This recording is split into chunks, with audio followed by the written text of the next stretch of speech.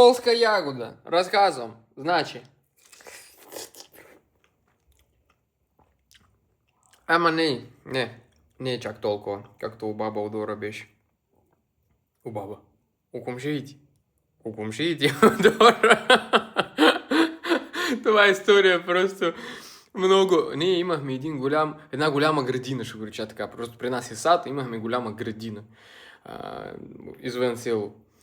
И там сигурно 30 гектара или повече с различни видове тия ябълки, череши и така нататък. И винаги, когато идваше сезона, ние всички с цялата школа, цялата школа на там сме, на време там всичките.